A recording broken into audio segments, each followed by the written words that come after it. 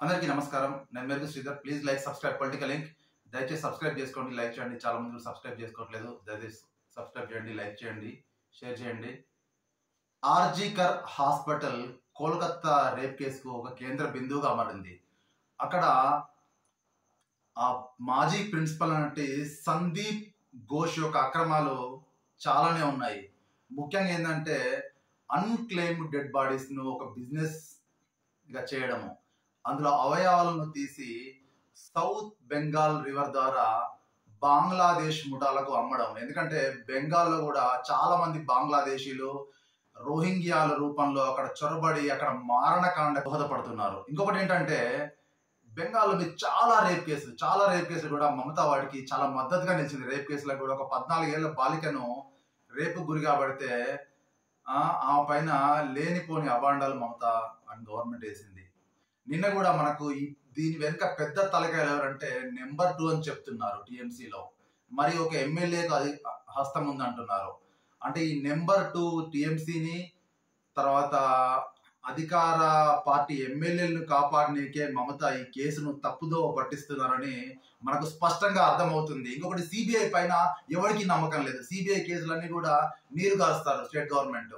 మరి central government కూడా దాని పాత్ర చాలా తక్కువ.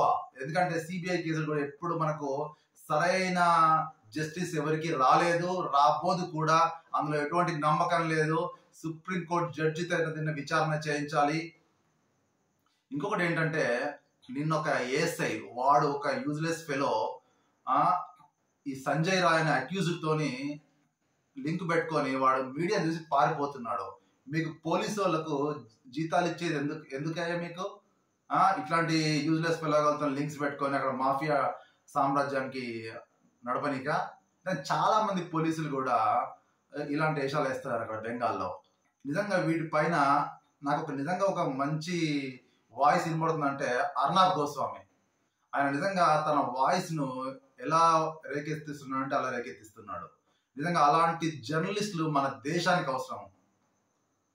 ఇంకొకటి ఏంటంటే ఇక్కడ ఈ పెద్ద తలకాయలను నెంబర్ 2 టీఎంసీని తర్వాత మిగతా ఎమ్మెల్యేలను కాపాడకే మమత ఈ విధంగా చేస్తుంది.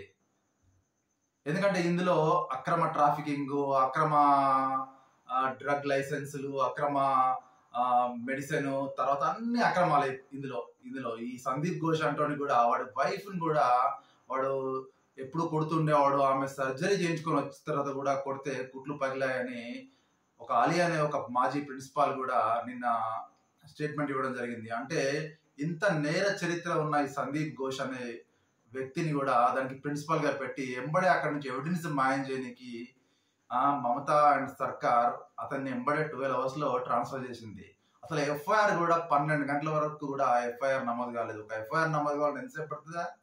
20 నిమిషాలు, అరగంట, అంతకన్నా ఎక్కువ సమయం తీసుకోదు కదా. అయినా 12 గంటల వరకు కూడా ఎఫ్ఐఆర్ నమోదు చేయలేదు. మరి నిజంగా కేంద్ర ప్రభుత్వం కూడా దీనిపైన కఠినంగా చర్యలు తీసుకోవాలి. ఇంకొంతమంది ఏంటంటే మమతకు నెంబర్ 2 కూడా పడట్లేదు, ఎందుకంటే ఈ విషయంలో చాలా డిఫరెన్స్ వచ్చాయని నెంబర్ 2 కూడా ఎప్పుడు మాట్లాడట్లేదని కూడా మనకు వార్తలు వస్తున్నాయి. మరి నిజంగా మమత పైన కేంద్ర ప్రభుత్వం ఎలాంటి స్పందన ఇస్తుందో మనం వేచి చూడాల్సిందే. ఇంకొన్ని వార్తలు కూడా వస్తున్నాయి యాక్చువల్గా. ఎందుకంటే మోడీ కూడా దీనిపైన మౌనంగా ఉన్నాడు. ఎందుకంటే మోడీ కూడా మమతా మద్దతు ఫ్యూచర్ లో అవసరము. ఇంకొకటి ఏంటంటే మమతా కూడా ఇండియా కూటమితో కూడా కొన్ని విభేదాలు వచ్చినట్టుగా ఏర్పడుతున్నాయి. ఇంకా చాలా విషయాలు యాక్చువల్గా ఇప్పుడు దీనిపైన కూడా ఇండియా కూటమి కూడా స్పందించాలి వేగంగా. ప్రియాంక రాబర్ట్ వాద్రా, తర్వాత సోనియా గాంధీ వీళ్ళందరూ స్పందించిన దాఖలాలు లేవు. నిజంగా ఒక మహిళకి ఇంత అన్యాయం జరిగితే మీరు ఎక్కడ పోయారు? మీరు కూడా స్పందించాలి. ఎందుకంటే ఉమెన్ ఎంపవర్మెంట్ అని, ఎంపవర్మెంట్ అని మీరు చాలా మాట్లాడతారు. ఏది ఆ స్పందన? ఏది? మహిళా ఎంపీలైన టీఎంసీ ఎంపీలు ఎక్కడ? సయాని ఘోష్, మహువా మొయిత్రా, రచనా బెనర్జీ, ఇంకా చాలా మంది ఎంపీలు ఉన్నారు, లేడీ ఎంపీలు. చాలా మంది కూడా మమతా బెనర్జీ లేడీస్ కాంటెస్ట్ చేయడానికి ఏ పార్టీ ఇవ్వని సీట్లు లేడీస్కి ఇచ్చింది అక్కడ. అయినప్పటికీ మీరు మమతా దృష్టిలో ఉండి మమత ఎక్కడ బ్యాడ్ గా ఫీల్ అవుతుందని మీరు ఒక్క స్టేట్మెంట్ కూడా ఇవ్వట్లేదు. ఇది మహిళా సమాజానికి సిగ్గు చేయటది యాక్చువల్ నిజంగా చెప్పాలంటే. ఇలాంటి అక్రమ చరిత్ర, నేర చరిత్ర ఉన్న ఎమ్మెల్యేలు నెంబర్ 2 కాపాడడానికి మమత ఈ కేసును నీరు కారిస్తుంది.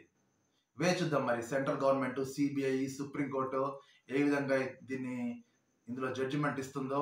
ఎందుకంటే ఈ రోజు ప్రతి హాస్పిటల్లో ఈ అక్రమ రవాణా, అక్రమ ట్రాఫికింగ్ జరుగుతుంది. నాట్ ఓన్లీ కలకత్తా, ప్రతి మేజర్ హాస్పిటల్స్, గవర్నమెంట్ హాస్పిటల్స్ లో కూడా ఇది ఒక దందాగా మారింది. ఎందుకంటే బెంగాల్ ఈ రోజు ఐటీ ఎక్స్పోర్ట్స్ లో లీస్ట్ స్థానంలో ఉంది. మీకు సిగ్గుచేట యాక్చువల్ గా బెంగాల్, మీకు కలకత్తా కూడా. ఎందుకంటే మీరు ఒక పెద్ద రాష్ట్రంగా ఉండి ఎంతో ఎక్స్పోర్ట్స్ చేయాల్సిన టైంలో మీరు ఇలాంటి నేర చరిత్రను ప్రోత్సహిస్తూ బెంగాల్ ఒక డిక్టేటర్షిప్ లాగా పాలిస్తున్నారు. నిజంగా బెంగాల్ ప్రజలు కూడా మమతకు గట్టి బుద్ధి చెప్పాలి. ఎప్పుడైతే ప్రజల్లో పోరాటం స్టార్ట్ అవుతుందో అప్పుడే నిజంగా బెంగాల్ ప్రజలు విజయం సాధిస్తారు. ధన్యవాదాలు.